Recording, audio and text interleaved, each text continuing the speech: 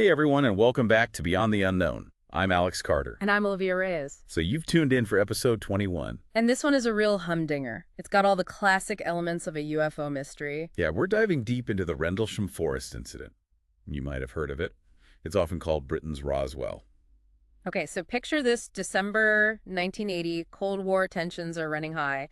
The U.S. Air Force has these bases, RAF Bentwaters and Woodbridge in Suffolk, England. And then things get really strange. And when we say strange, we mean strange. This isn't just your average UFO story. Right. We're not talking about some grainy photos or shaky videos from a random person on the street. Exactly. Our source for this deep dive is The Report. And it lays out how these first reports they came from trained military personnel. We're talking security guards, senior officers, people whose job it is to be observant and reliable. Yeah, people who aren't easily fooled. Exactly. So that already adds a whole other level of credibility to the whole incident. It gets even more interesting because it goes beyond just lights in the sky. Oh, yeah. There are reports of physical sensations, electromagnetic interference, and even some long-term health effects for some of the witnesses. This is some serious stuff. It's not your run-of-the-mill UFO story. So let's break it down. What do we know? It all starts in the wee hours of December 26, 1980. Right. Security personnel at RAF Woodbridge, they spot these unusual lights descending into Rendlesham Forest, which is right on the edge of the base. So naturally, they sent some airmen to investigate. And that's when things really start to get strange. Yeah, the airmen, they report encountering this glowing object. It looked metallic. But here's where it gets weird. They start describing feeling disoriented, their radios are going haywire, and they see these really intense lights, unlike anything they could explain. Now, we're not talking about a quick glimpse here. Yeah. They spent a good amount of time observing this object, trying to figure out what they were dealing with. Yeah, this wasn't just a flash in the pan or some blip on the radar. 2 nights later, things escalate even further. The Deputy Base Commander, Lieutenant Colonel Charles Halt, he personally leads a team back into the forest. More lights had been sighted, and Halt, he was determined to get to the bottom of it. He even brought a tape recorder with him to document everything. That's the infamous Halt tape.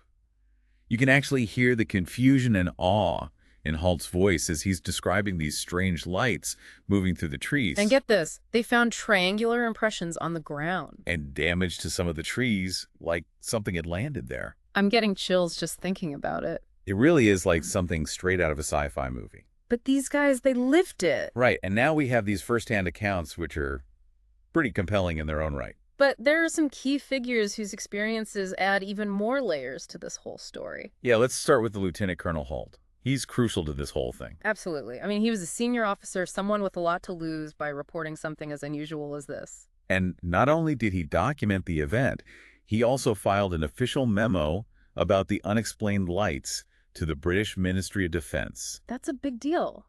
It takes this from like spooky stories around a campfire to an official military record. Right. It adds a whole new level of credibility to the incident. Then we have Sergeant Jim Peniston, who maybe had the most mind-blowing experience of them all.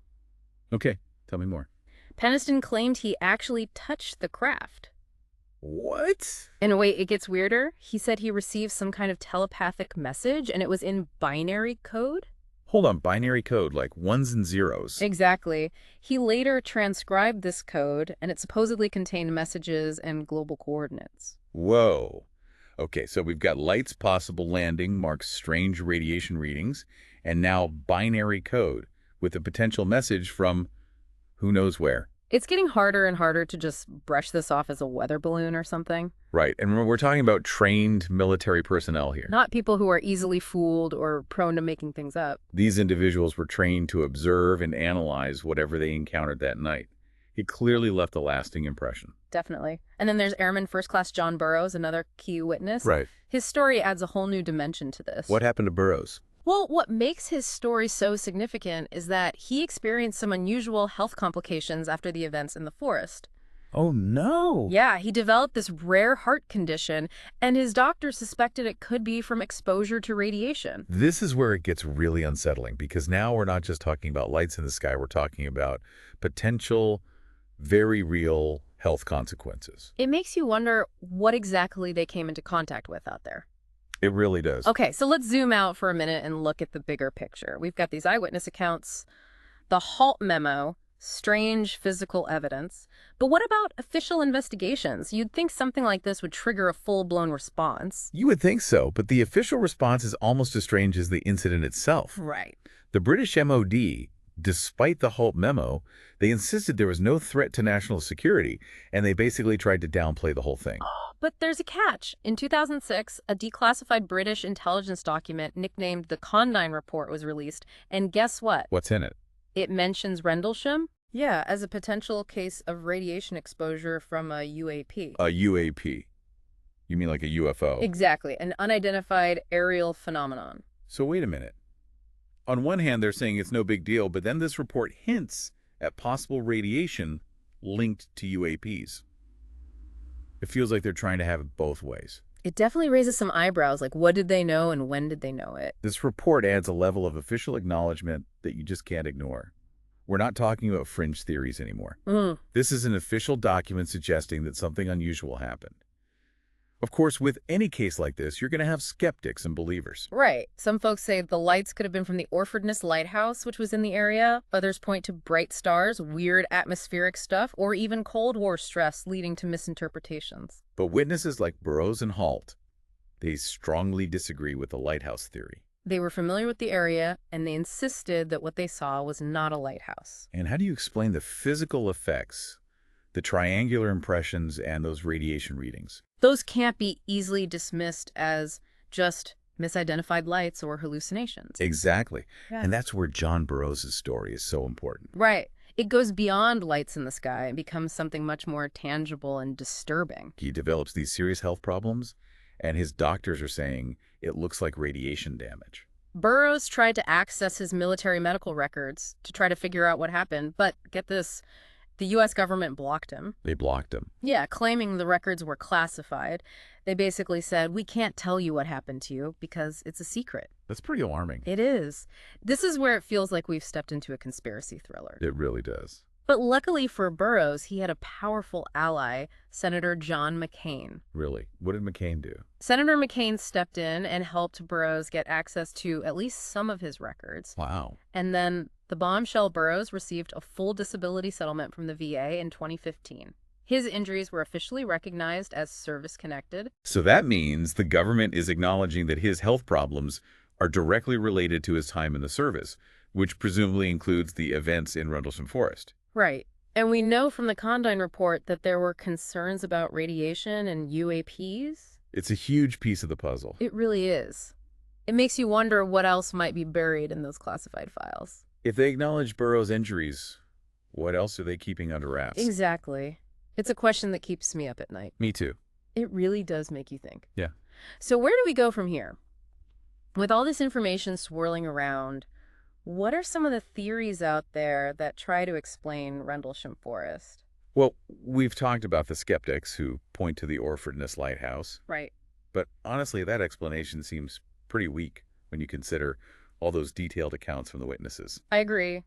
These weren't just random people out for a walk. Right. They were experienced military personnel. Right, they knew the area. They were trained to identify aircraft, and they were on high alert for any unusual activity.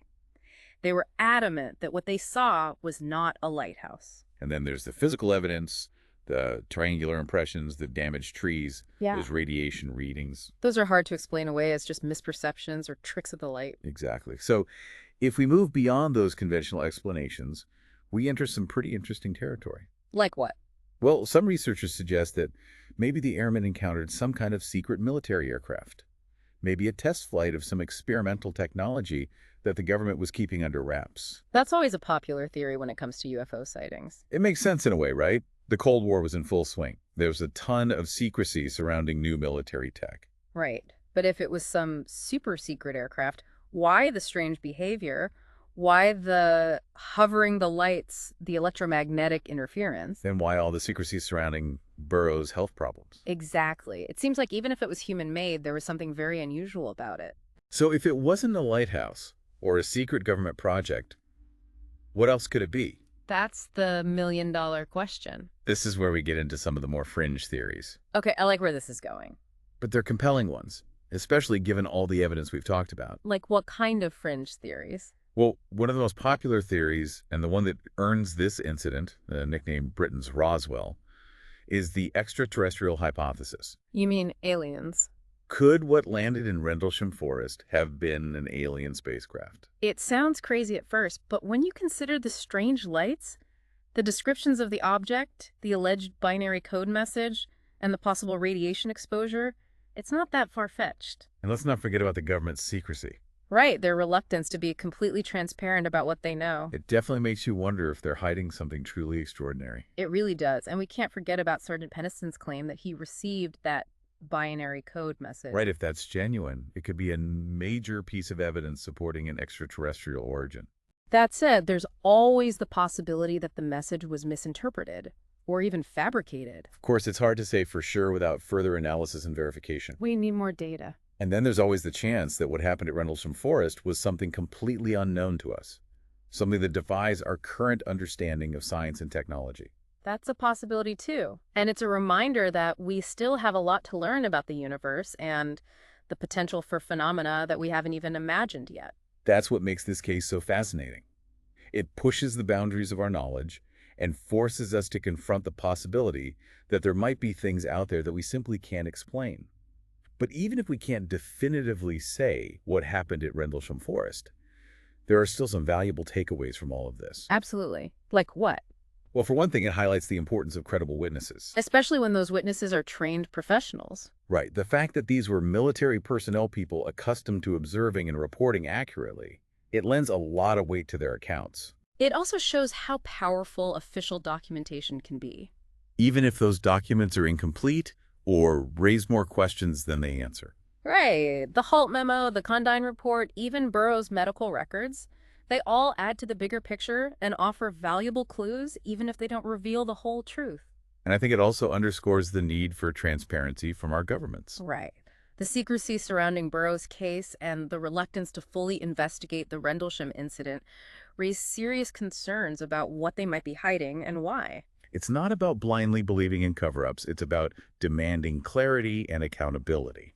It's a reminder that we can't just accept official explanations at face value, especially when those explanations seem to contradict the evidence. We have to keep asking questions and pushing for answers when it comes to UFOs and other unexplained phenomena. Well said. Huh. Now, before we wrap up our deep dive into Rendlesham, there's one more theory we haven't touched on yet. Oh, tell me more. It's a bit out there, but still pretty intriguing. Okay, I'm intrigued.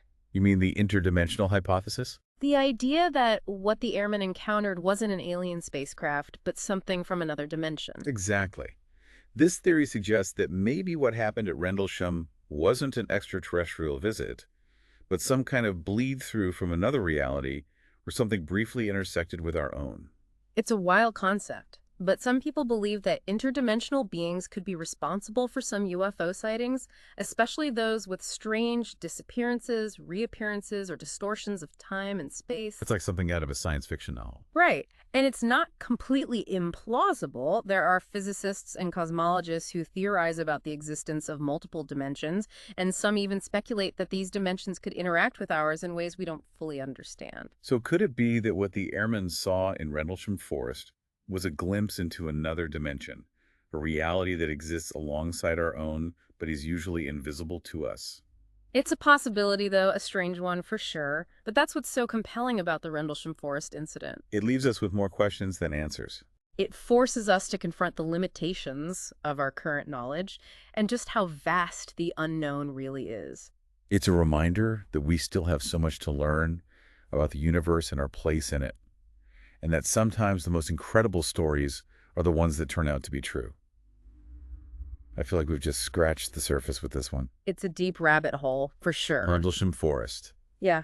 It's just like Roswell. Yeah. It's going to keep people guessing for years to come. Absolutely. It really does have all those classic UFO mystery elements, credible witnesses, strange lights, physical evidence, government secrecy. And those tantalizing hints of something truly extraordinary. Right. Even if we never find out definitively what landed at Rendlesham Forest that night, the case really shows us that there are still mysteries out there that we just can't explain. It's humbling. It is. It makes you question what you think you know and consider those possibilities that might seem outlandish at first. That's how we learn and grow, right? It really makes you realize just how much is out there that we don't understand, and maybe Just maybe cases like this, they can push us to explore the universe with a little more wonder, a little more curiosity. Well said. So until next time, keep looking up, keep asking questions, never stop exploring the unknown. And if you enjoyed this deep dive into the Rendlesham Forest Incident, be sure to check out our other episodes. We've got a whole library of fascinating cases just waiting to be explored. Thanks for joining us on Beyond the Unknown. We'll see you next time for another deep dive into the mysteries that surround us.